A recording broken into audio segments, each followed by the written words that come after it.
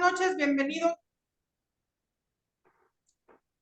Hola, muy buenas noches, bienvenidos a su programa de Foro Jurídico. Es un gusto estar nuevamente aquí con ustedes. Yo soy Jackie Huerta y gracias por el interés que todos mostraron la semana pasada con estos temas de la justicia administrativa como herramienta ciudadana. Así que decidimos esta semana pues volver a tocar estos temas. Tenemos invitados diferentes para que nuestro bagaje cultural vaya siendo más amplio. Les quiero ir presentando a quienes nos acompañan esta noche.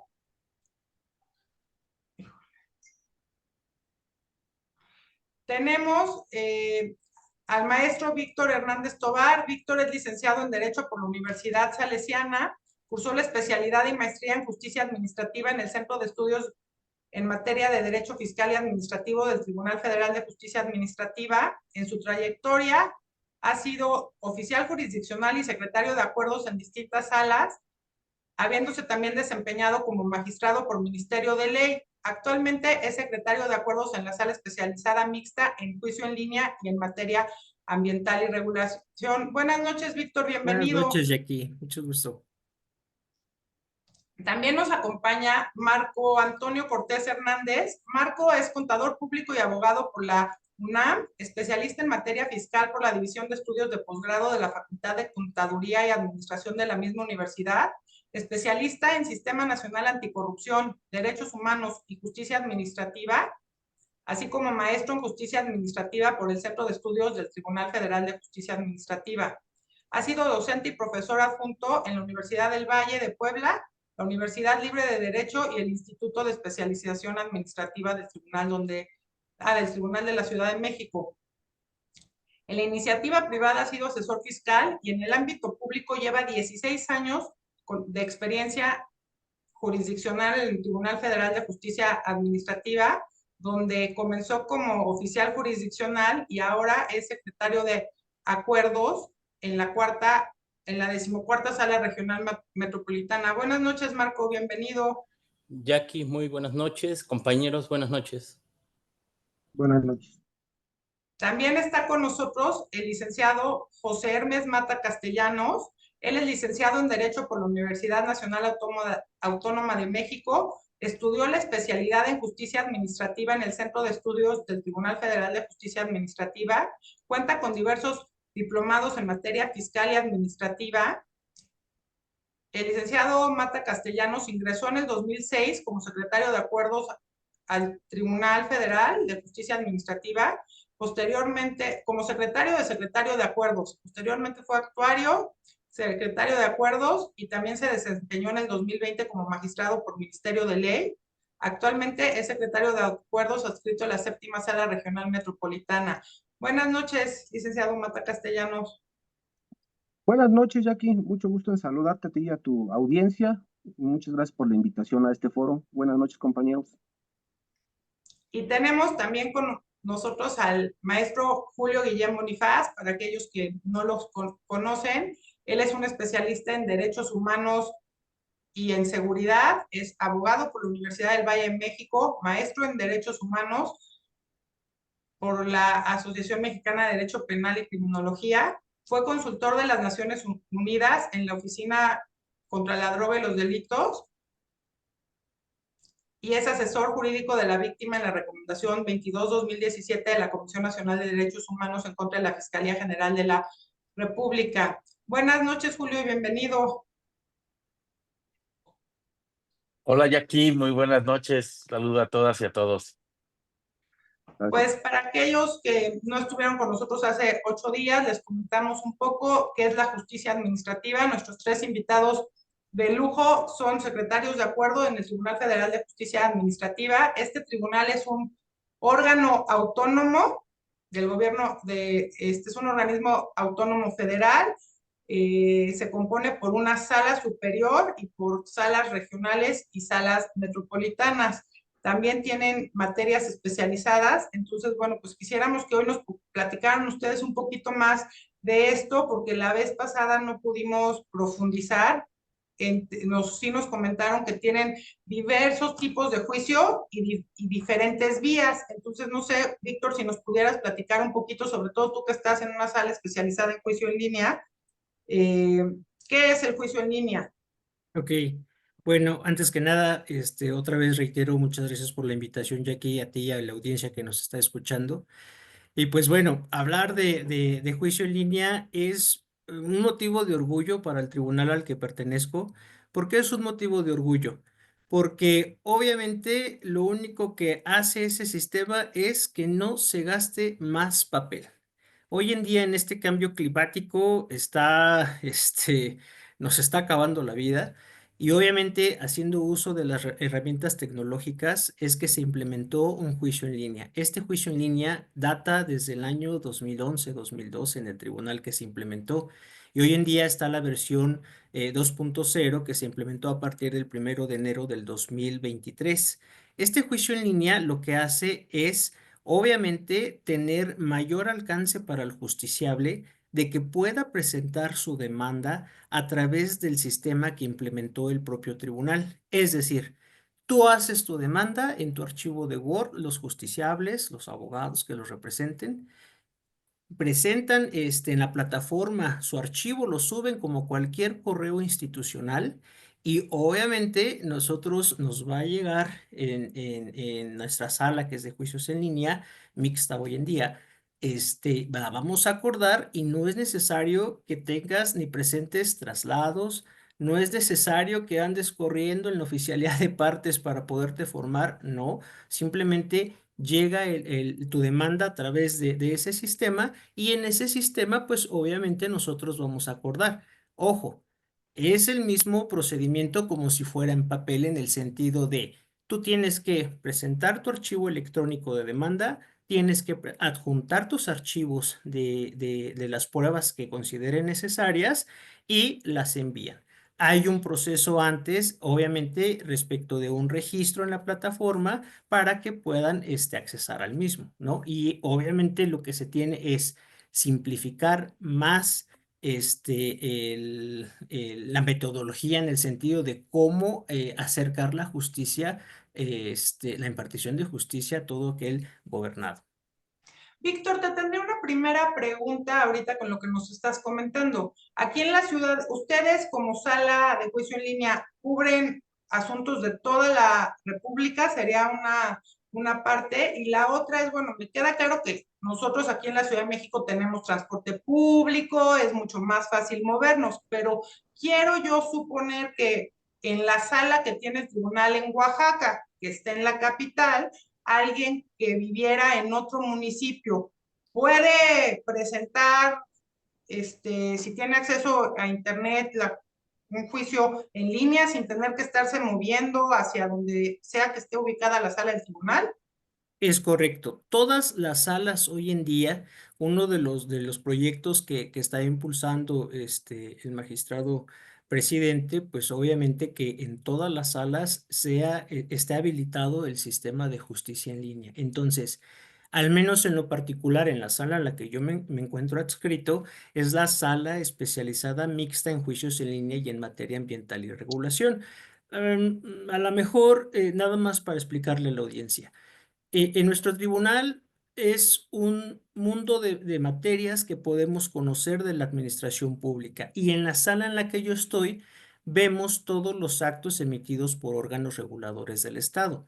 Es un pequeño paréntesis nada más en el sentido de decir, nuestra sala sí tiene competencia a nivel nacional, pero todas las salas tienen establecido el sistema de justicia en línea, ¿no? Entonces, tú podrás decir, bueno, ¿cuál es la diferencia en que te llegue a ti una demanda en vía juicio en línea a otra sala que está en Oaxaca, poniendo el ejemplo de esa sala? Nada más es la autoridad que emite el acto administrativo, ¿no? Un ejemplo es, si tú que estás en Oaxaca, el justiciable, emite un acto, el ISSSTE, el IMSS, la Hacienda, eh, otra autoridad que sea distinta a las materias ambientales, lo podrá conocer Oaxaca. Si nosotros vemos que es un acto administrativo por un órgano regulador del Estado, llámese Comisión Reguladora de Energía, llámese Comisión Nacional Bancaria de Valores, eso lo conoce la sala en la que estoy adscrito.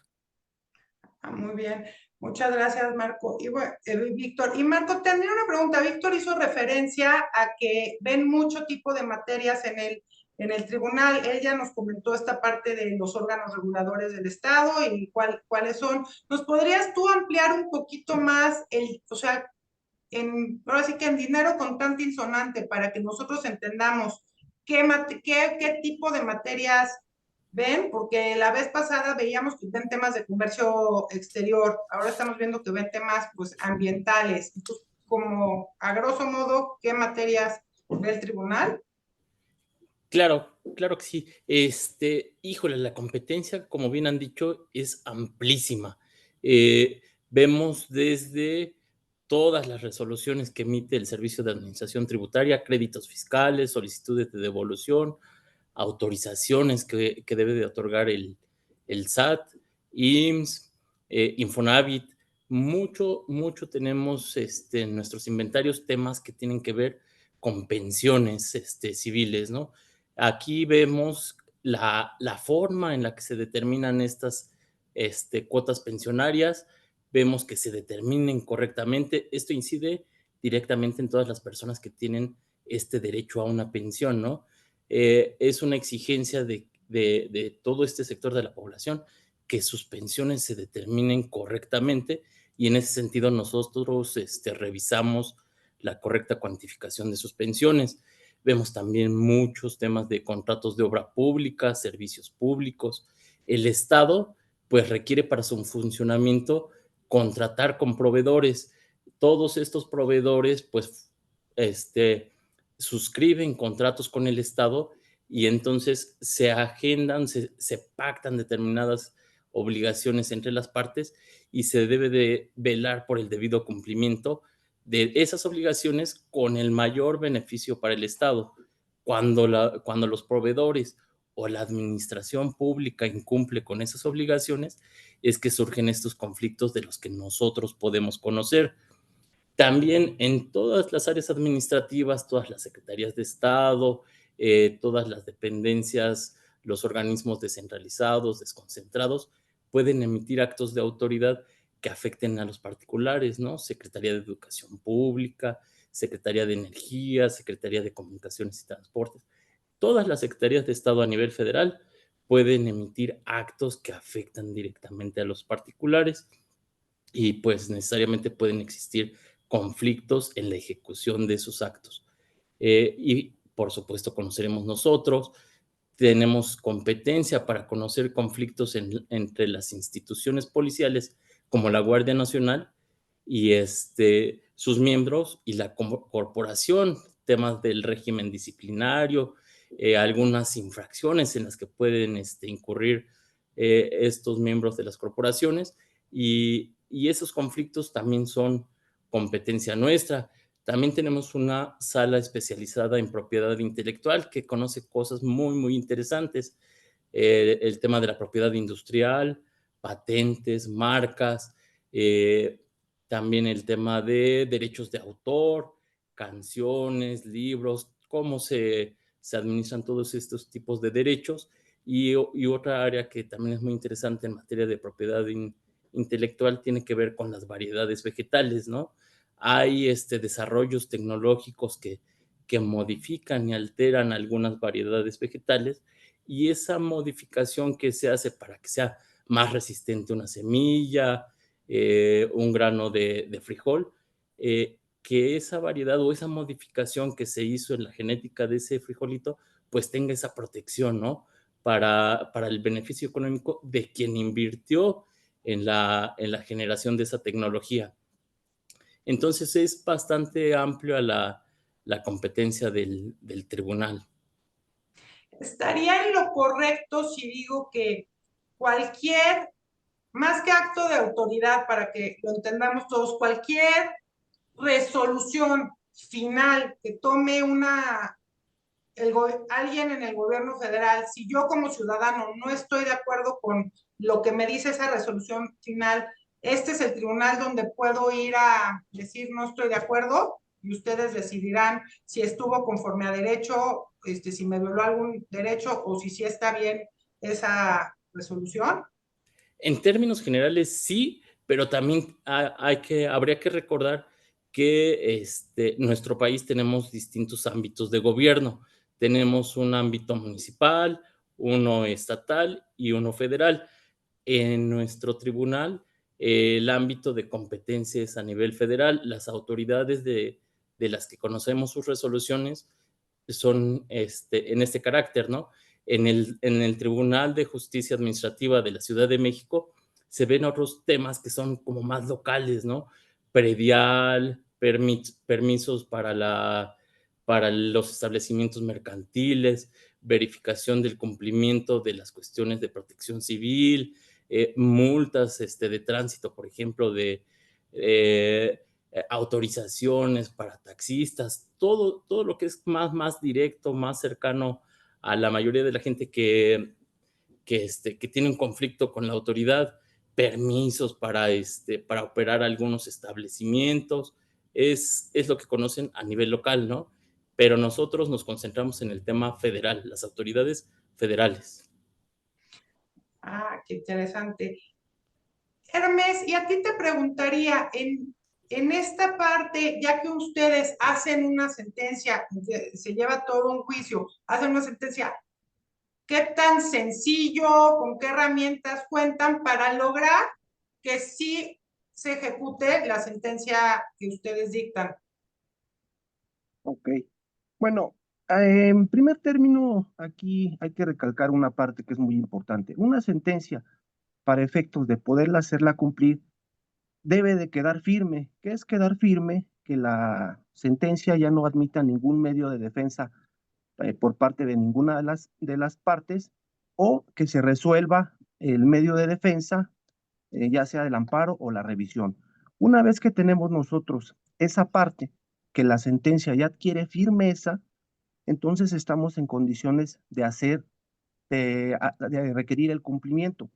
El cumplimiento, la Ley Federal de Procedimiento Contencioso Administrativo establece todo un procedimiento para hacer cumplir la sentencia, para que ese fallo no se quede sin acatar por parte de la autoridad. ¿Qué sucede? Ese procedimiento lo tenemos previsto en el 58.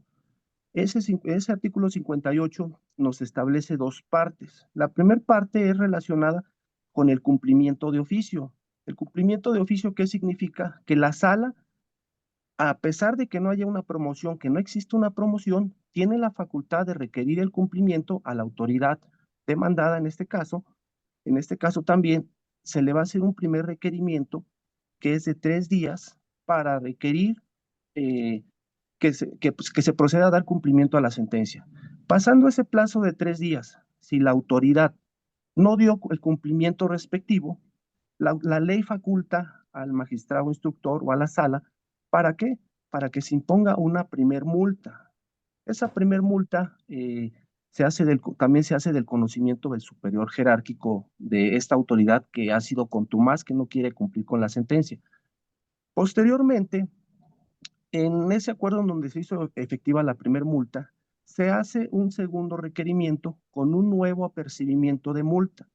Ese apercibimiento de multa, si se hace el requerimiento de los 3 días y no se vuelve a cumplir, entonces ahí lo que procede es una segunda multa y se le va a hacer el requerimiento en ese mismo acuerdo al superior jerárquico. ¿Para qué? Hermes, Para que perdón que te interrumpa, ¿la multa es económica? sí, sí, es económica y la multa va de 300 a 1000 salarios mínimos, que actualmente son UMAS. Entonces, ya impusimos la segunda multa. Le hago el requerimiento a la autoridad, a lo que es el superior jerárquico. En ese momento, al tercer requerimiento, o más bien que pase el plazo de los 3 días sin haber cumplido, ¿qué pasa? Que volvemos a imponer una nueva multa y en esa nueva multa también se impone lo que es una multa al servidor público, al superior jerárquico. O sea que estamos hablando que se imponen 2 multas, para la autoridad demandada y para el superior jerárquico. Posteriormente llegado ese momento, lo que se procede es a dar vista a la Contraloría o al órgano interno de control de la dependencia a la cual que no está cumpliendo. Aquí tenemos un pequeño problema porque nuestro procedimiento, pues precisamente hasta ahí llega nada más. Por eso es que es necesario posteriormente acudir a lo que es un juicio de amparo indirecto. ¿Para qué? Para presentar una demanda y solicitar que se requiere el cumplimiento a la autoridad demandada. Nuestra ley, desgraciadamente, nada más se queda hasta la parte de informarle a la Contraloría o al órgano interno de control, que en muchas ocasiones, ya seguido todo este procedimiento que nos establece nuestra ley, lo único que hacen es admitir la queja.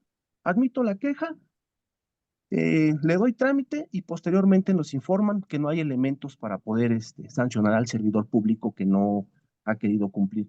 Entonces, desgraciadamente, tenemos que llegar hasta este momento con un amparo indirecto para requerir el cumplimiento. En el amparo indirecto, la ley de amparo precisamente sí establece un procedimiento más efectivo porque los jueces de distrito sí tienen la facultad de poder destituir un servidor público. Incluso pueden dar hasta ya en determinado momento, si no cumplen con la sentencia, puede llegar eso hasta un procedimiento de destitución en la Suprema Corte de Justicia de la Nación, en donde se puede destituir al servidor público y además dar vista al Ministerio Público. ¿Para qué? Para que se acuse al servidor público de delitos contra la administración de justicia. Entonces, realmente, eh, desafortunadamente la ley, pues, de nuestra ley, de nuestro tribunal, no tiene como los medios para poder hacer cumplir al 100%, pero al momento de que ya se van al amparo indirecto, que el juez de distrito ya interviene, entonces ya podemos obtener un cumplimiento, pues pleno, por así decirlo, pero una vez agotado todo su procedimiento. Es criterio también de los juzgados de distrito que, a pesar de que en la ley únicamente se establece hasta el momento que se informa la Contraloría, ellos nos vuelven a decir, ¿sabes qué? Pues tú sigue el procedimiento, sigue nuevamente tu procedimiento. Hay veces que se han iniciado nuevamente los procedimientos con la primera multa, segunda multa, tercera multa, cuarta multa. Entonces, pues realmente luego sí se vuelve un poco complicado, pero a final de cuentas, el juzgado de distrito es como el medio para que se cumpla con esa sentencia, ¿no? Para que no se quede sin cumplir y pues realmente se vele por los justiciables. Muchas gracias, Hermes. Julio, no sé si esta primera introducción, que ha estado bastante más profunda de lo que habíamos platicado la vez pasada, te merezca algún comentario para después poder pasar, porque yo creo que va a ser necesario que nuestros compañeros nos expliquen un poquito más estas diferencias entre los niveles también en la justicia y administrativa, pero no sé si tú tengas algún comentario antes.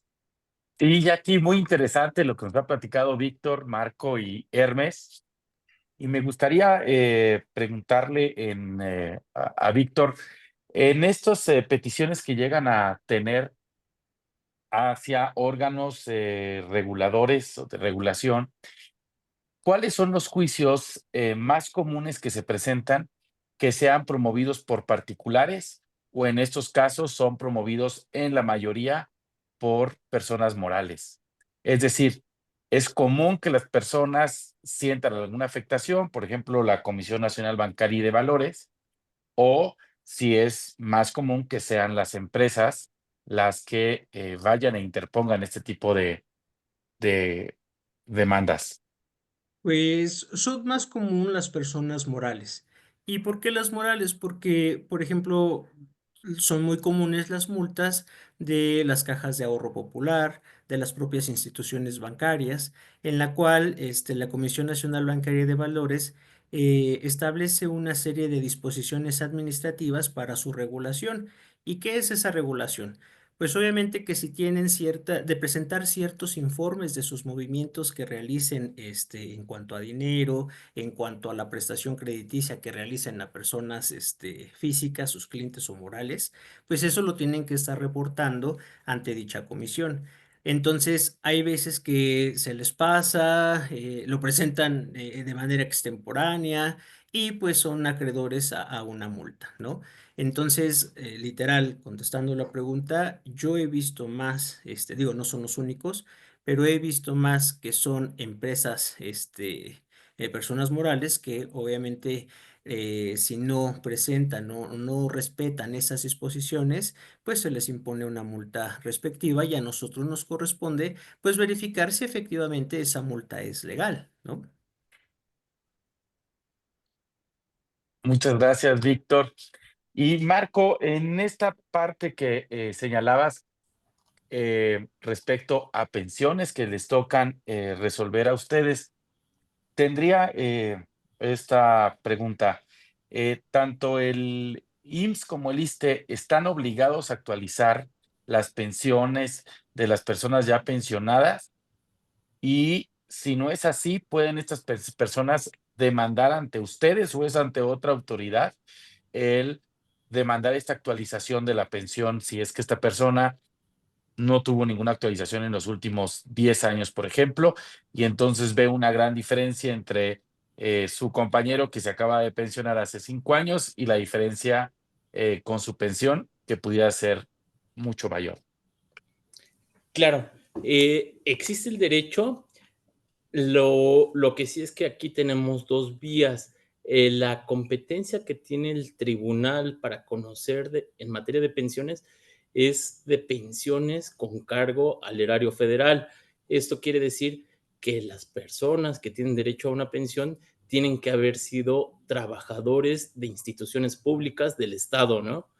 En cambio, los pensionados del IMSS son, digamos, particulares que trabajan con empresas privadas y que la vía para conseguir esta actualización sería en la vía, pues, laboral. Aquí habría una primera distinción. Sí existe el derecho a la actualización con el fin de que la pensión alcance o recupere el poder adquisitivo de cuando se otorgó, ¿no?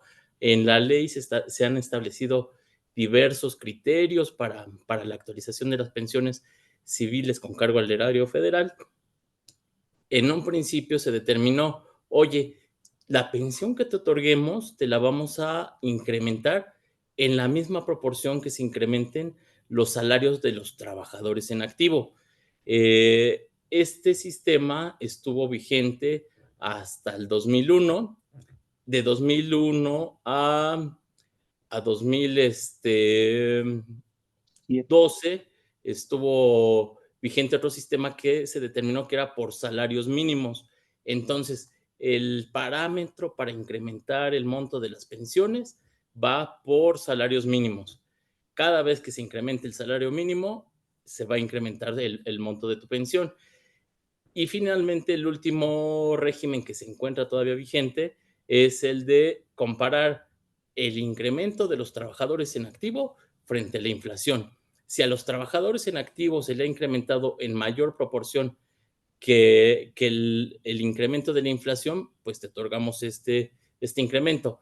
Si el incremento fue mayor en la inflación, por lo menos te vamos a reponer el monto de la inflación para que tu pensión no pierda ese poder adquisitivo. Hay un tema ahí que está ligado con el derecho a reclamar estos incrementos. Puedes reclamarlo en cualquier momento, siempre y toda la vida que tengas derecho a la pensión, ¿no? Pero las cantidades que mensualmente tuvieras derecho a recuperar, esas cantidades económicas sí están sujetas a un plazo de prescripción de 5 años. El Estado solo estaría obligado a reponerte el poder adquisitivo perdido en los 5 años anteriores a que formules una reclamación. En ese periodo sí tendrías el derecho a recuperar esas cantidades que no hubieras reclamado oportunamente. Muchas gracias, Marco.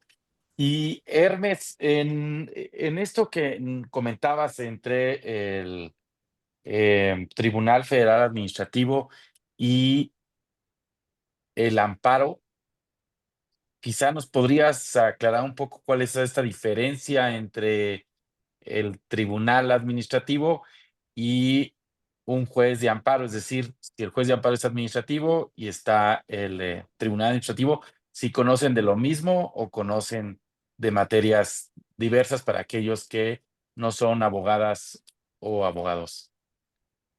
Bueno, evidentemente, no se conoce, el tribunal no conoce lo mismo que un juzgado de distrito. Un juzgado de distrito en principio pertenece al Poder Judicial de la Federación. Nosotros somos un tribunal administrativo que dependemos autónomo, pero a final de cuentas dependemos del Ejecutivo Federal. Eh, Evidentemente las competencias son diferentes. Nuestra competencia está prevista de una sala regional metropolitana, está prevista en la ley orgánica, en su artículo 3º, en donde pues viene todas las materias que conocemos, las cuales ya hizo referencia este marco, y un juzgado de distrito, su ámbito de competencia es pues distinto, ¿no? Distinto. Ellos ven eh, actos de autoridad, pero del mismo nivel, pero con diferentes planteamientos. Diferentes planteamientos me refiero a la cuestión que los temas ahí son, por ejemplo, allá se van a impugnar una resolución miscelánea fiscal también, igual que aquí se puede, pero una inconstitucionalidad de algún artículo, que esa es la competencia como que más recuerdo de un juzgado de distrito. eh, Aquí, pues nosotros esos temas, pues no los podemos abordar porque las cuestiones de constitucionalidad, precisamente, pues son facultades exclusivas de lo que es el Poder Judicial. Nosotros, pues nuestra competencia no nos da para eso. Somos un órgano de legalidad únicamente, en donde lo que podemos hacer es, en determinado momento, inaplicar nada más una norma, pero si esa norma se quiere revisar, por así decirlo, eh, pues nosotros no tendríamos esa competencia, ¿verdad? Entonces, sí hay mucha diferencia de lo que de lo que vemos en el tribunal y lo que se ve en un juzgado de distrito.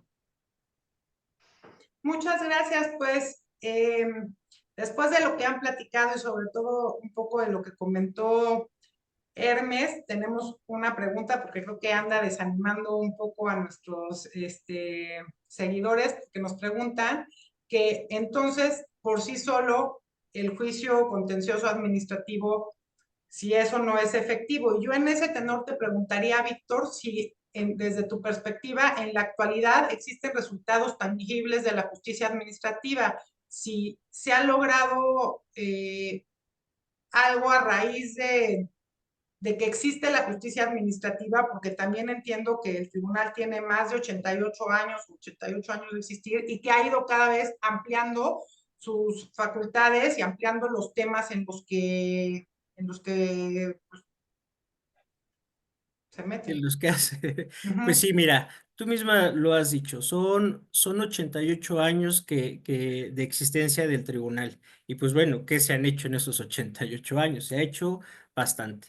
Al menos yo puedo decirte desde que entré al tribunal en el 2008, pues obviamente sí he visto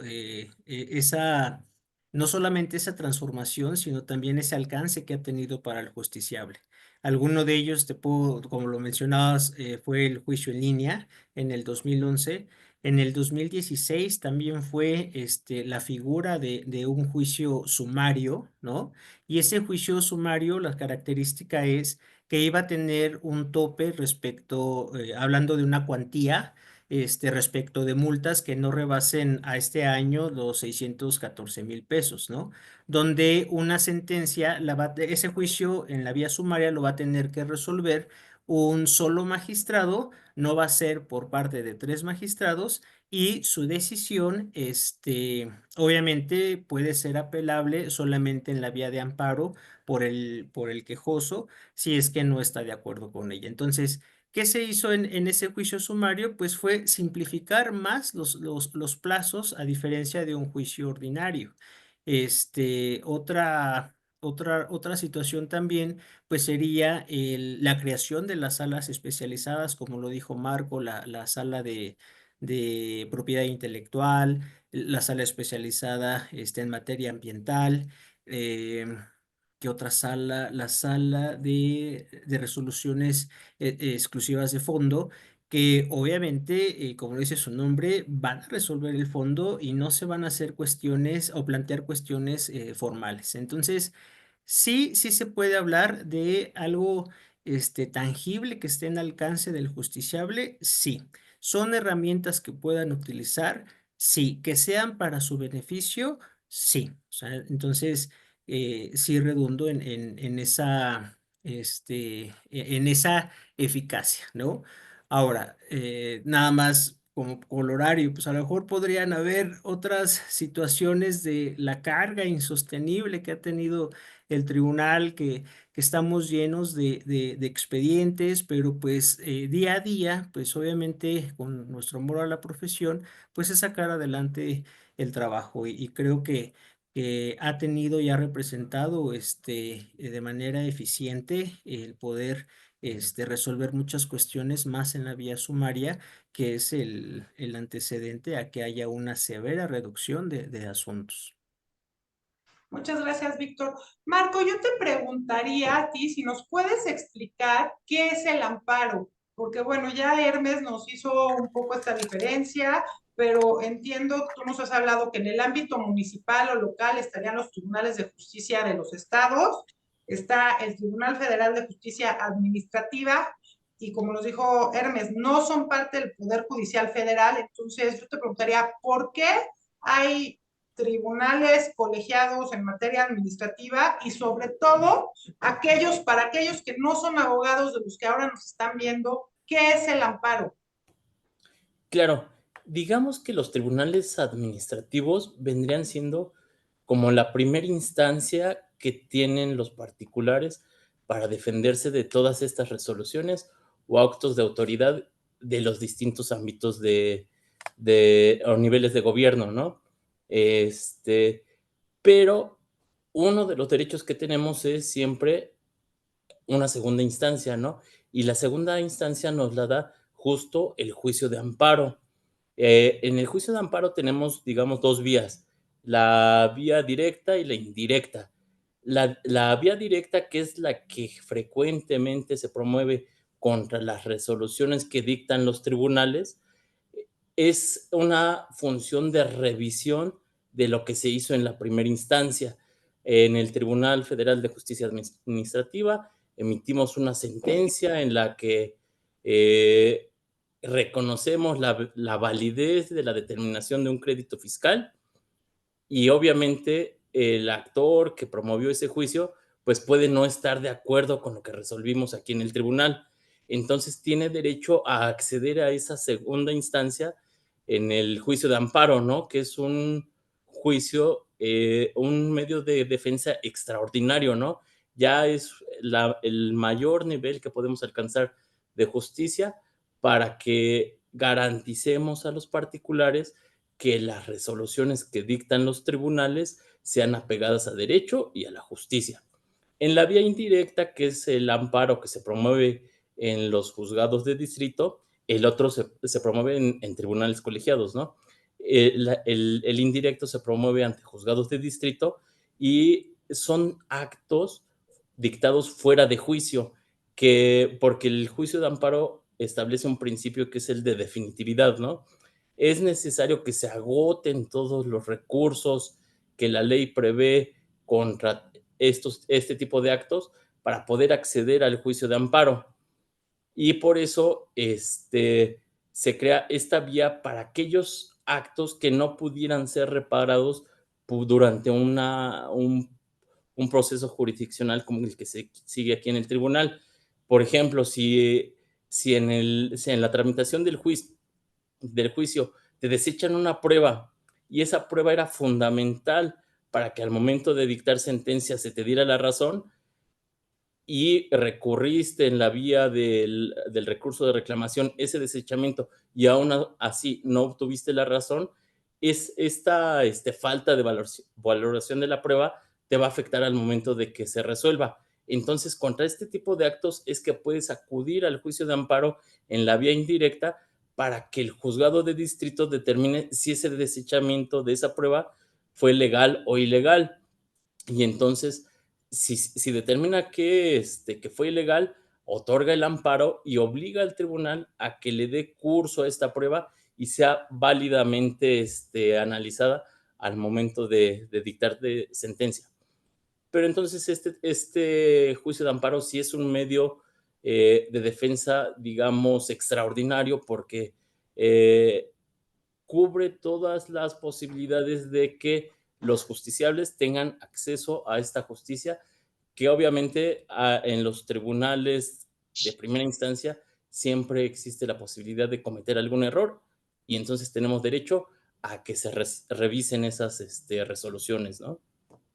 Muchas gracias, Marco. Hermes, yo te preguntaría a ti, ¿cómo ves el juicio de amparo en esta parte del garante de los derechos humanos? Porque pues al final yo entiendo que si ustedes como juzgadores no respetan el procedimiento conforme a la ley, ahí me estarían violando mi derecho al debido proceso y podría yo irme al amparo para que se reajuste de esa parte en donde no se siguió la ley.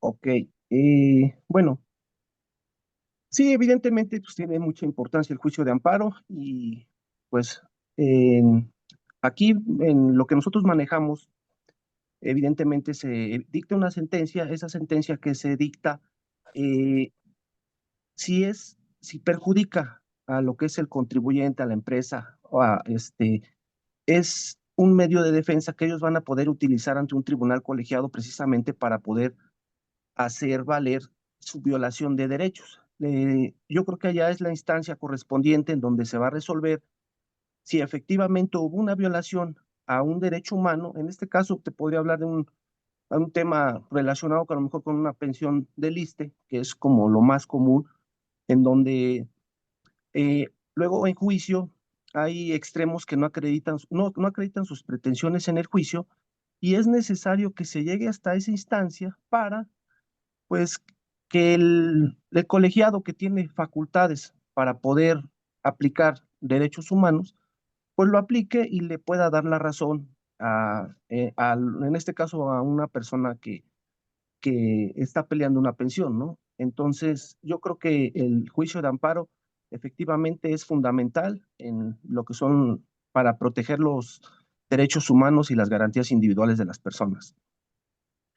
Julio, no sé si te valga a ti algún comentario, es esta parte que nos han platicado los expositores, porque bueno, pues al final cada vez estamos entendiendo más cómo funciona el Tribunal Federal de Justicia Administrativa.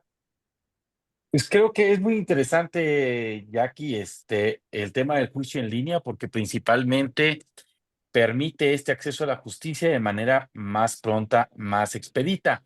Hoy en día, con una serie de políticas públicas que han ido impulsando cada uno de los gobiernos, va acercando más la tecnología, el Internet, y contando con Internet podemos acercarnos cada vez más a instituciones que pueden proteger los derechos humanos. Y por otro lado, también muy interesante ver cómo esta institución, que es el tribunal, va generando sus propios criterios en materia, por ejemplo, de pensiones para ir garantizando a esos trabajadores del Estado que esta pensión les alcance después de haber trabajado más de 20 años, les siga alcanzando, no para sobrevivir, sino para vivir de manera digna de haber después de haber prestado sus servicios. Me parece muy interesante. Gracias. Víctor, yo te preguntaría, ahí en el chat tenemos algunas preguntas, si nos pudieras decir más o menos el porcentaje que hay de demandas en la vía tradicional, en la vía escrita, contra la del juicio en línea y complementarnos con si hay diferencia en los tiempos, si uno se llega más rápido o uno es más rápido, otro es más lento. Y también te preguntaría a ti, nos pregunta el auditorio, si tiene algún medio para controvertir la sentencia, la autoridad. Ahora sí que hemos estado hablando nada más de los particulares, pero pues la autoridad también es la otra parte en este juicio, si ellos tienen algún medio de defensa, si no están de acuerdo con la sentencia que ustedes dictan.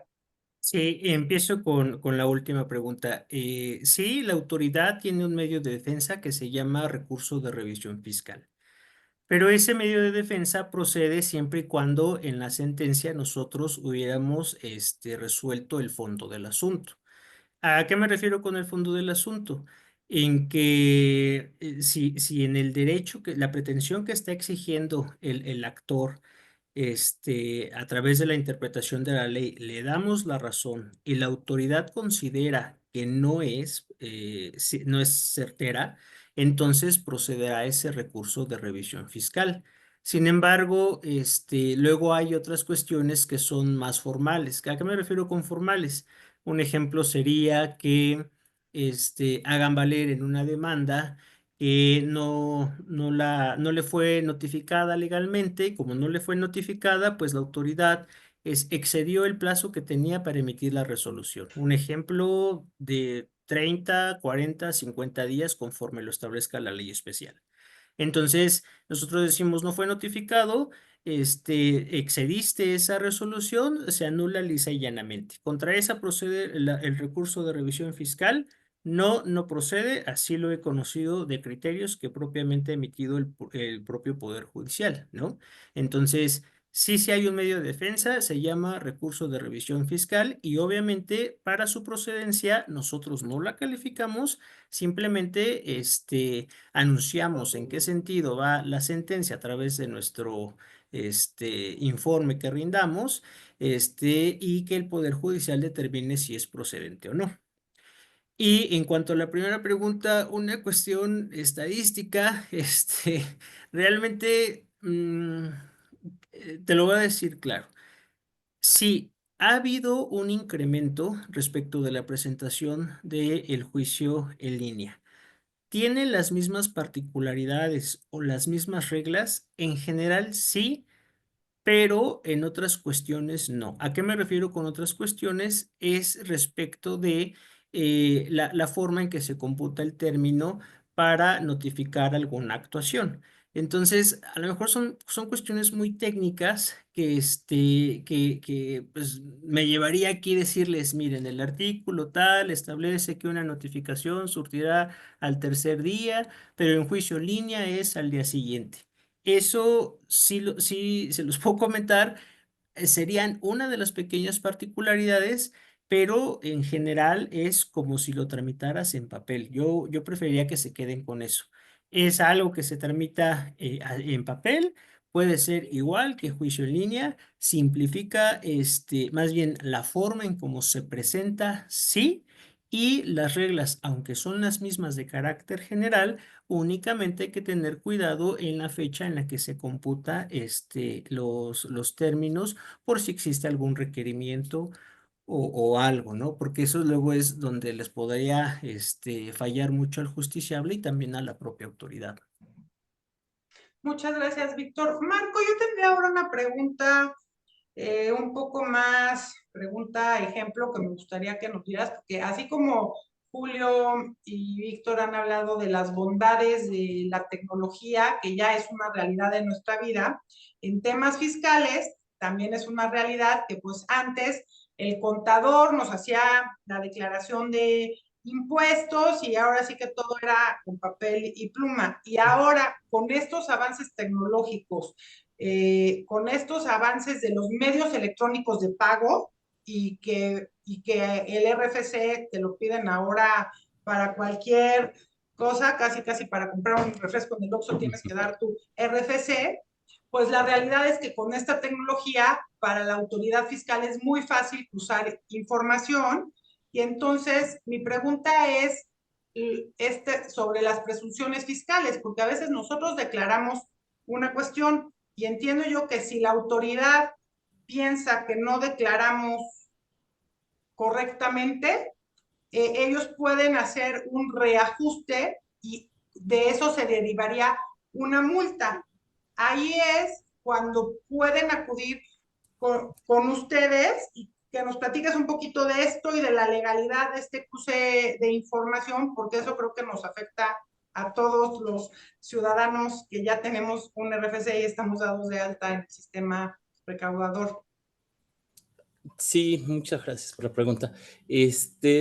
Creo que justo con toda este nivel ya de avance tecnológico, con todas las obligaciones que nos ha impuesto el sistema tributario, tenemos que hacer nuestros comprobantes fiscales digitales por internet. Todo esto ya está en bases de datos de la autoridad.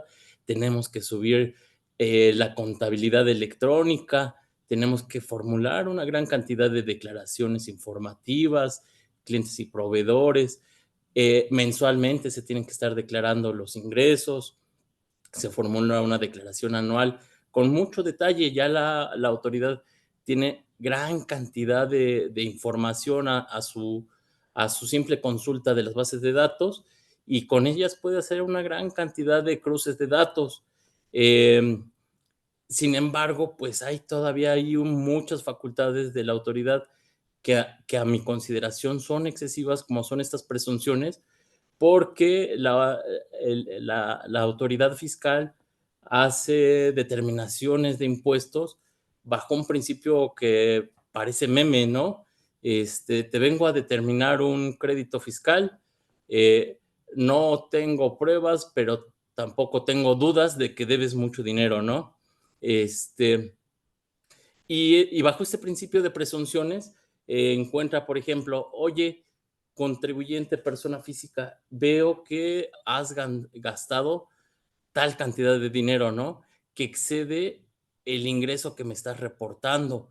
Explícame esa discrepancia fiscal, porque si no me logras explicar esa discrepancia fiscal, ¿por qué si tus ingresos son de 100 y gastaste 300, de dónde sacas esa diferencia?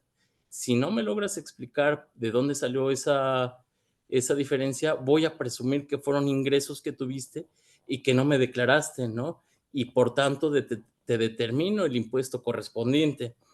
Igual es una exigencia para los contadores que lleven muy, muy, muy bien el registro de todas sus operaciones, porque hay una facultad de que la autoridad determine que los depósitos que encuentren en los estados de cuenta bancarios, si no se corresponden con los registros contables, determine que esos depósitos corresponden también a ingresos que tú no le declaraste al fisco, y entonces te determina las contribuciones correspondientes. Algunas de estas presunciones pues admiten la prueba en contrario, ¿no? Te permiten a ti como contribuyente acercarte con la autoridad en este ejercicio del derecho de audiencia, poder acercarle todas las pruebas que sean necesarias para que la autoridad pueda verificar que efectivamente el origen de esos ingresos fueron lícitos, se justifican, no tienen por qué causar ingresos. Puede ser que sí, efectivamente obtuviste una donación de, de tu papá, de tu mamá, de tu cónyuge, y entonces estos ingresos no serían necesarios, no causarían el impuesto, ¿no? Hay muchas formas de justificar estos ingresos, pero lo que pediríamos para los contribuyentes es que lleven muy bien formada todo ese bagaje de documentación necesaria para comprobar al momento de que la autoridad pudiera ejercer algún tipo de facultad de comprobación, poder demostrar el origen de todas y cada una de sus operaciones. Muchas gracias, Marco. Pues esto es muy ilustrativo. Hermes, yo a ti te preguntaría algo interesante y un poco de moda ahora en la 4T, las famosas empresas factureras. Ahora que se han estado regulando, entiendo que ahora el Código Fiscal pues nos habla de la materialidad de las operaciones y que ahora faculta la autoridad para que pruebe una congruencia entre lo que se declara, y entiendo en una visita domiciliaria, pues verificar que sí haya congruencia, que si es una empresa, no sé, que dice que factura 1 millón de pesos, pues tenga las instalaciones de 1 millón de pesos y no sea un escritorio y y un teléfono. No sé qué nos puedas ahondar en esta parte de si tenemos que estar nerviosos, no, nosotros como contribuyentes que estamos en orden. Claro. Mira, en principio, yo señalaría que en términos del artículo 31, fracción cuarta de la Constitución Política de los Estados Unidos Mexicanos, estamos obligados a contribuir al gasto público. Partimos de que estamos obligados al gasto público. Ahora, ¿qué ha pasado en relación a ese tema? Hemos tenido una gran problemática que se ha presentado durante años, en donde las empresas efectivamente no quieren contribuir al gasto público. ¿Y eso qué significa? Pues que empiezan a comprar facturas, lo que le llamamos las factureras, que agarraban, les vendían la factura al contribuyente, pues con eso ya le daban un efecto fiscal para poder tener algún beneficio. ¿Qué pasa posteriormente cuando el legislador se da cuenta? Dice, oye, pues es que todos me están metiendo gol, pues implementan el sistema del artículo 69B del Código Fiscal de la Federación. Ese artículo 69B del Código Fiscal de la Federación precisamente nos establece dos tipos de contribuyentes. El contribuyente que expide una factura, sin embargo, no tiene el personal, la infraestructura, la materialidad, que no tiene esos elementos para poder prestar ese servicio que está por el que está expidiendo la factura. En ese caso, o incluso cuando él está como no localizado, es cuando se presume que las operaciones pues precisamente son inexistentes. Ese procedimiento que se establece en ese primer apartado, ahí se le va a dar a la autoridad, son 15 días los que están, son 15, son, son 15 o 20 días, no, 15 días, perdón, que le van a dar a esta persona. ¿Para qué? Pues para que desvirtúe precisamente, aporte las pruebas necesarias para acreditar que esos servicios que está prestando él efectivamente cuenta con toda la materialidad, con todo el personal, los activos, la infraestructura. Esa notificación a él se le va a hacer por medio de su buzón tributario, lo que es la página de internet del SAT y en el Diario Oficial de la Federación. Posteriormente a que él presenta esa documentación y realiza sus manifestaciones, la autoridad está obligada a resolver dentro de los 50 días siguientes la situación fiscal de ese contribuyente. ¿Qué pasa si no desvirtuó los hechos que se le están imputando? Pues es lo que vamos a llamar que aparece lo van a subir a una lista que comúnmente entre los abogados, que es la lista negra, por así decirlo, ¿no? Que quiere decir que ese contribuyente pues ya tiene que hay como una mancha porque al no haber acreditado las operaciones, pues lo tienen ya como en el foco rojo, ¿no? También el segundo contribuyente que existe es aquel contribuyente que le quiso dar efectos fiscales o que le dio efectos fiscales a las facturas. ¿Qué pasa con ese contribuyente? Pues la ley también tiene un beneficio para él. Dice, oye, ¿sabes qué? Pues puedes demostrarme la materialidad de las operaciones que efectivamente se llevaron esas, valga la redundancia, las operaciones, o puedes corregir tu situación fiscal por medio de una declaración complementaria. Esas declaraciones complementarias se van a presentar en términos del Código Fiscal de la Federación. Si esta persona decide le ejercen facultades de comprobación y le encuentran que no acreditó la materialidad de esas operaciones o que no presentó precisamente su declaración complementaria, pues ¿cuál va a ser la consecuencia? Que sus facturas no van a tener el valor probatorio que se les tiene que dar esos documentos. Ahora, en la práctica tenemos una gran problemática porque yo por lo menos llevo casi 19 años en el ejercicio de la profesión y nunca he visto que la autoridad considere por lo menos las pruebas que les dé un valor probatorio real para acreditar la materialidad de las operaciones. Eso es un gran problema que se tiene porque la mayoría de los contribuyentes que vienen a juicio presentan sus pruebas, pero por el simple hecho de ser documentales privadas, la autoridad les está restando valor probatorio. Entonces, la autoridad en sí ha hecho, para mí, ha abusado de esa facultad y ha tratado de que los contribuyentes no se puedan regularizar, no puedan regularizar su situación fiscal para darle efectos fiscales a esos comprobantes que les expidieron a su vez. Entonces, yo pienso que ellos deben, ya de una valoración adminiculada de todas las pruebas, con todos los elementos que se aportan en un juicio, pues precisamente deben de tener esa sensibilidad y poder ya, eh, ya no tener así a los contribuyentes, porque eso lo único a lo que yo veo es que los contribuyentes pues cada vez se vuelven más mañosos, por así decirlo, y grandes contribuyentes, evasores, precisamente por todas esas obligaciones fiscales pues, que no se pueden cumplir y que son excesivas en cierto momento, ¿no? Muchas gracias, Hermes. Pues sí, pero al final la ley de alguna manera es general, aunque en materia fiscal pues sí tiene diferencia entre grandes contribuyentes y pequeños contribuyentes, pero pues todos tenemos que tener conocimientos. Julio, no sé si nos quieras hacer algún comentario respecto de esta ronda. Considero, ¿verdad?, que es muy interesante ver cómo al final del día los juicios de amparo pueden venir a reforzar los criterios del Tribunal Fiscal, perdón, el Tribunal Administrativo Federal, y en otras ocasiones quizá ir adecuando los criterios de las distintas salas y de la propia institución, garantizando los derechos humanos para quienes llegan a recurrir en el ámbito federal y también en el ámbito local esta mediación, este procedimiento que permite darle certeza al ciudadano sobre lo que nos platicaban ustedes, sobre estos actos que tienen que estar revestidos principalmente de legalidad.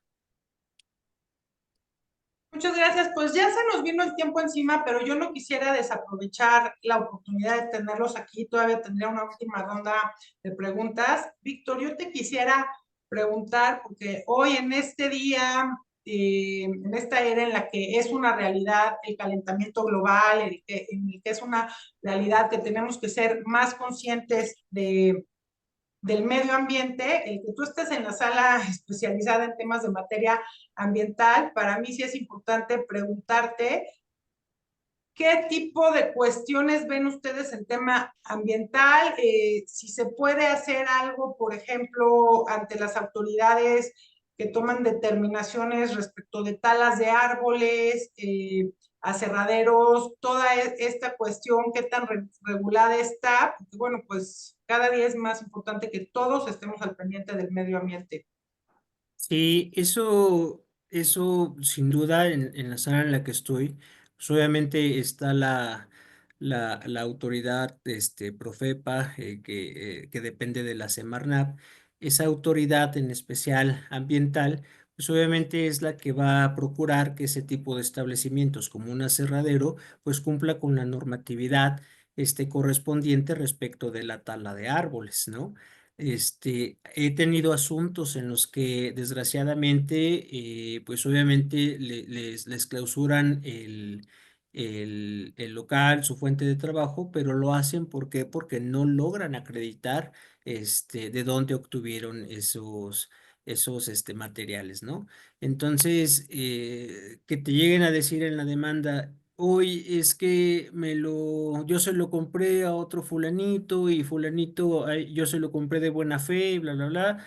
Pues creo que a nosotros nos interesa como sala procurar tener un ambiente sano y dentro de ese ambiente sano, pues obviamente preservar y tener diligencia en esos asuntos donde diga, pues es que aunque tú me estés diciendo que que tú se lo compraste a una tercera persona, lo cierto es que tú no logras acreditar de dónde obtuviste esa tala clandestina que así lo califica la autoridad, ¿no? Entonces creo que a todos nos preocuparía, pues sí, decir, bueno, voy a comprar una mesa y si voy a comprar una mesa, preguntarnos de dónde viene esa materia, con la cual lo hacen. Pues desgraciadamente sí existen locales que no logran acreditar esa situación. Entonces, para eso está esa sala especializada, para poder tener mayor atención respecto de esos asuntos que obviamente nos interesa preservar nuestro medio ambiente. Pues es un gusto saber que en temas de justicia la autoridad está a la vanguardia y a la par de lo que está sucediendo en nuestros tiempos. Marco, yo a ti te quisiera preguntar, desde tu perspectiva, en tu día a día, ¿cómo aportas a que este sea un México más justo e igualitario? Ay, pues digamos que el compromiso que yo asumí desde siempre cuando llegué aquí al tribunal fue el ejercicio de juzgar es una responsabilidad muy, muy grande, ¿no? Los justiciables están buscando y acudiendo aquí que se les imparta justicia y hay una balanza que se pone en juego que es los intereses de los particulares frente a los intereses del Estado, ¿no? El interés general, el interés público, porque en principio la autoridad tiene un deber de velar por este interés público y pensamos que la autoridad tiene que velar por esos intereses y esas resoluciones que emite van encaminadas a proteger ese interés general, ¿no? Pero en ese sentido también la autoridad puede incurrir en errores que, que implican el afectar los derechos de los particulares. Entonces, en el ejercicio o en la puesta de esta balanza, ¿a quién le vamos a dar la razón? Marco, perdón que te interrumpa, pero hay algo con tu micrófono que se oye como si hubiera un ventilador. Ya paró. ¿Ya? Sí, perdón, no tengo, yo creo que fue la red que estaba fallando. Comentaba que el ponderar como este par de intereses que están como en conflicto, porque eso es lo que resolvemos, un conflicto, la importancia de tener todo el contexto para comprender bien la naturaleza del conflicto y tomar una buena decisión para resolver realmente esos conflictos es trascendental, ¿no? Y en ese sentido, mi compromiso ha sido estudiar profundamente todos los contextos necesarios para tomar una buena decisión y que atendamos en realidad a la justicia que se está buscando, que las partes en el conflicto queden satisfechas con la resolución que se determina por las razones que se dan al momento de dictar la sentencia. Y en esa medida, al dar las razones y causas justas para resolver ese conflicto, las partes queden satisfechas. Muchas gracias, Marco. Hermes, tendría una pregunta que nos están haciendo. Dice, en los casos de ceses administrativos recurribles ante el tribunal, ¿cuál ha sido el criterio para separar lo relativo a la materia laboral de la administrativa? Bueno, en principio, en el caso de los ceses, el artículo 15 nos establece que hay primero hay una sala que es especializada aquí en el tribunal, que es de responsabilidades administrativas de los servidores públicos. Esa sala, pues, es en sí la encargada de ver lo que son las cuestiones graves o conductas graves, que ellos actúan como si fuera un órgano que va a emitir su resolución. Si estamos hablando que no es una resolución grave, nosotros tendríamos la facultad de conocer y nosotros únicamente cuando conocemos de ese tipo de actos es cuando se separan del cargo, los separan del cargo, o sea, ya no tienen la facultad de regresarlos, pues. Entonces, a diferencia de la materia laboral, aquí, pues en la materia laboral se estaría controvirtiendo una resolución en donde a una persona no les van a dar sus prestaciones, no le están dando sus prestaciones, que es un poquito diferente a lo que nosotros estamos viendo aquí en el tribunal, que estamos hablando de una destitución, que el trabajador ya lo están separando de su cargo. Muchas gracias, Hermes. Pues Julio, no sé si quisieras hacerles alguna última pregunta. Ya estamos para cerrar, nos estamos excediendo un poco, pero realmente ha sido muy interesante todo lo que han tenido que platicarnos y sobre todo en este tema fiscal que sí nos concierne por parejo a todos los ciudadanos. Eh, digamos de manera general, preguntarles en qué proyectos de sentencia han participado en los que ustedes consideren que se han logrado proteger los derechos humanos o se ha maximizado, se ha ampliado esta protección a los derechos humanos en materia ambiental, en materia de pensiones, en materia fiscal, aunque en algunas ocasiones ver la materia fiscal uno lo ve como en un ámbito mucho más empresarial. También hay muchísimos ciudadanos que pueden verse involucrados en un problema fiscal sin que sean grandes empresarios ni grandes contribuyentes. Hacerles esta pregunta de cómo han influido ustedes en esta protección a los derechos humanos. Víctor, no sé si te gustaría Sí, comenzar. empiezo. Bueno, como dijo Jackie al principio, estuve en otra sala previo al ambiental y pues en alguna sentencia en la que participé, el antecedente fue de una señorita que fue a una institución de salud y respecto de una operación, hubo una mala praxis médica. Cortaron ciertas venas derivadas de una falta que tuvo como una consecuencia falta de movilidad en sus piernas y pues casi una parálisis, ¿no? Entonces eso pues afectó no solamente a sus piernas, sino también a la cuestión reproductiva. Entonces, derivado de esa mala praxis a través de una queja, a través del consejo correspondiente, pues, la determinaron que era infundada. Ese fue el acto impugnable ante el tribunal. Me tocó la suerte de conocer el asunto. ¿Y por qué digo la suerte? Porque me amplió mucho el panorama que derivado de esa mala praxis médica sí se podía denunciar una responsabilidad por parte del Estado a través de esa institución de salud, ¿no? Entonces, ¿por qué? Porque esa es una de las tareas que le corresponde al Estado. Entonces, ella decía, yo lo único que me preocupa a mí es que en conversaciones que hubo del asunto, lo que le preocupaba a ella era pues el tener sus consultas. Ella no le interesaba el dinero, ella le interesaba que tuviera sus consultas, ¿no? Y en esa sentencia que se hizo en su momento, pues fue darle prioridad a que la institución le garantizara de por vida esas consultas médicas, ¿no?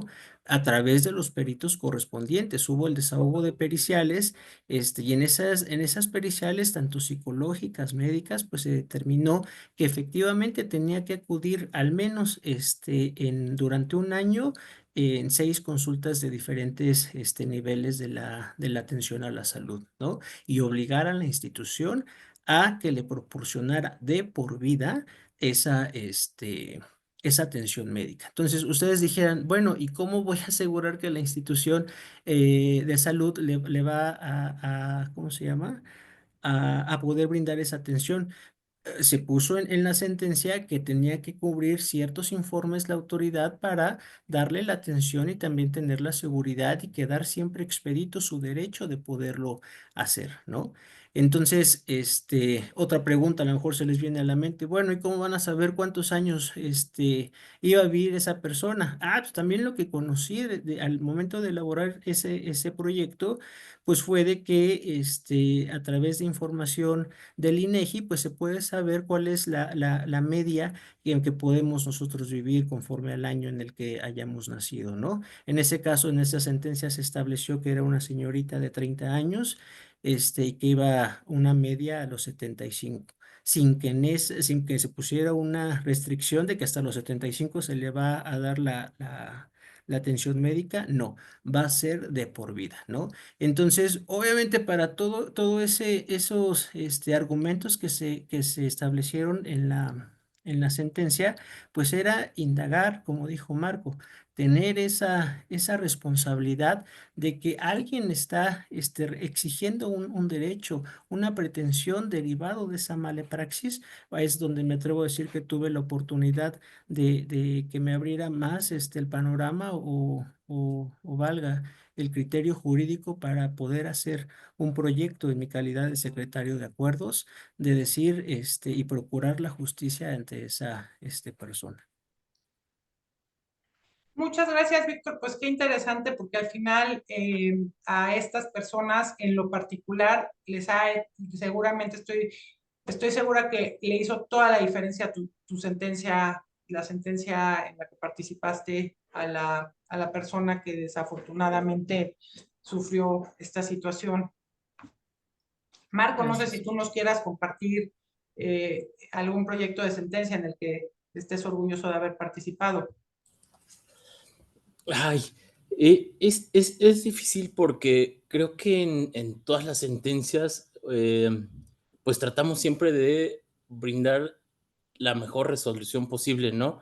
Pero sí hay aquellas sentencias que lo marcan a uno por la dificultad, por las cuestiones que están involucradas. Y el tema del género ha cobrado mucha importancia en años relativamente recientes en el tema de la humanidad, ¿no? Si tomamos el parámetro de toda nuestra historia, el tema de género es relativamente reciente. Y en ese tenor, apenas reconozco pocos años que yo me adentré al tema, pues pensábamos que todo eso tenía que ver únicamente con mujeres, ¿no?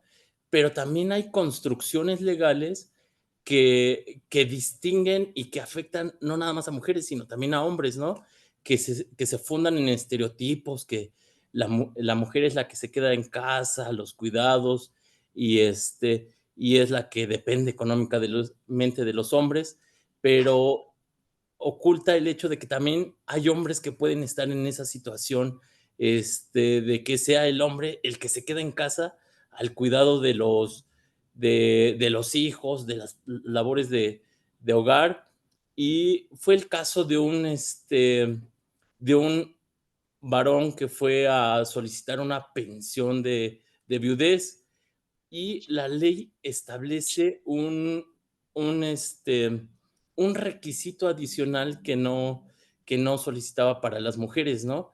El acreditar esa dependencia económica del varón para tener acceso a la pensión de viudez. En este caso, analizamos como que si esta distinción estaba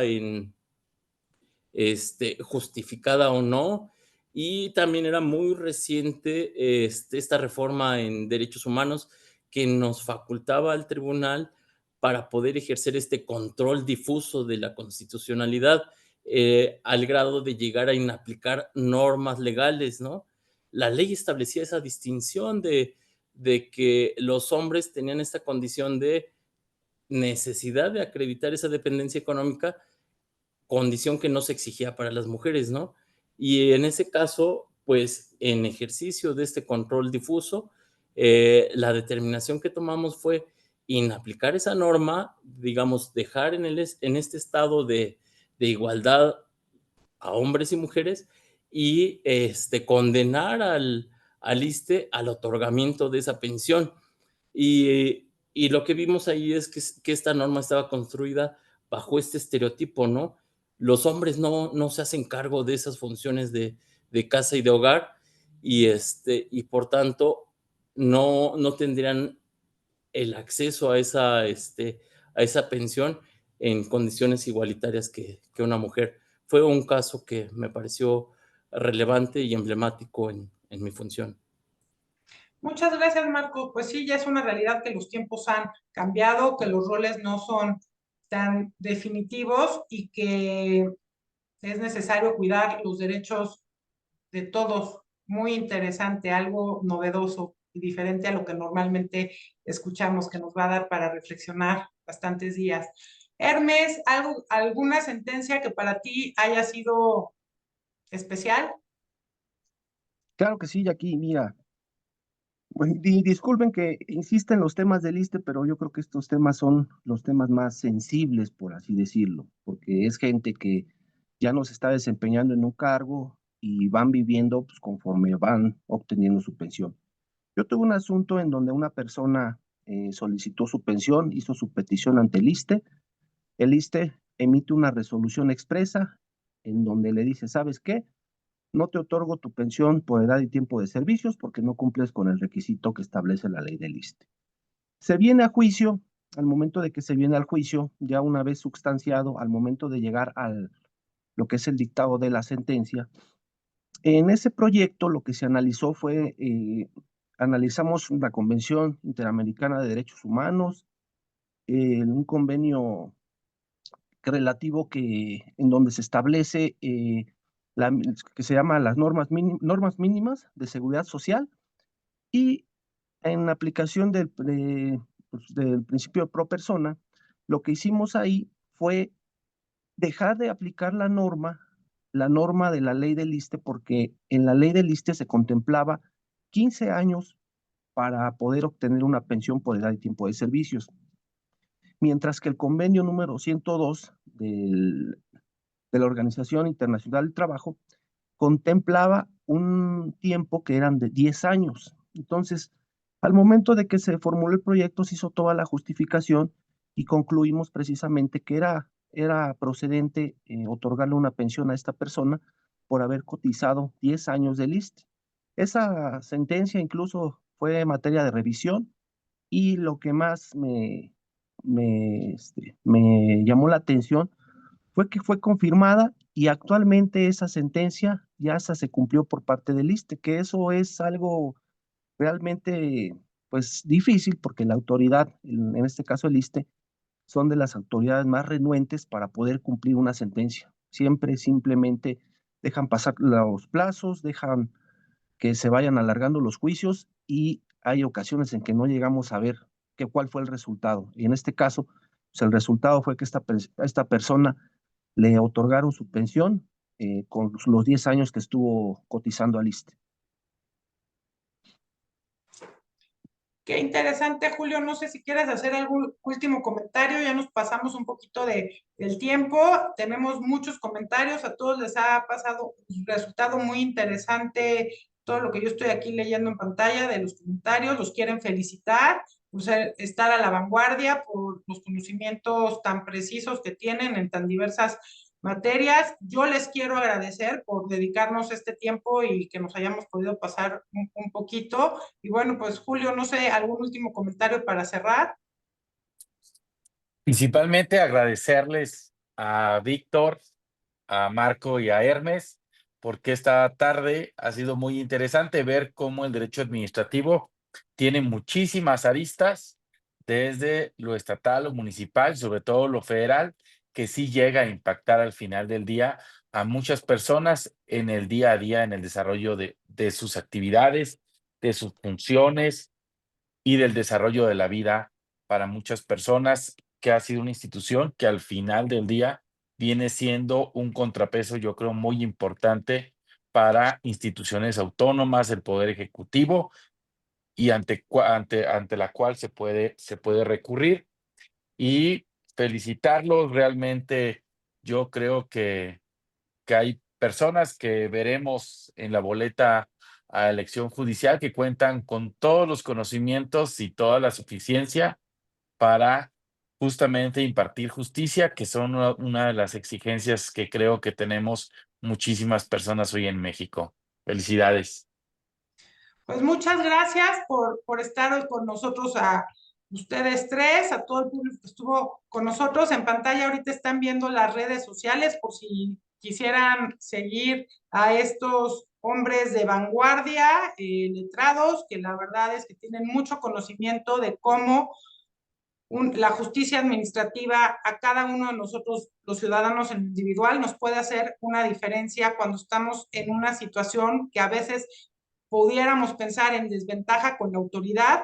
Justamente la justicia administrativa es aquella en donde estamos al mismo nivel los ciudadanos y la autoridad. De verdad que muchas gracias por su tiempo y pues esperemos poder volver a tener algún otro conversatorio con ustedes. Felicidades por la preparación que tienen y pues aquí estamos en Foro Jurídico para seguir conectando el conocimiento jurídico técnico especializado con aquellos que se dedican al mundo jurídico, pero en otras ramas, y ahora a estas partes hemos hecho una actividad pro bono donde nos estamos también abriendo y compartiendo esta información con gente que no es estrictamente del mundo legal. Entonces, pues muchas gracias y felicidades. Al contrario, muchas gracias. Muchísimas Gracias, gracias a Jackie, por la todos. oportunidad.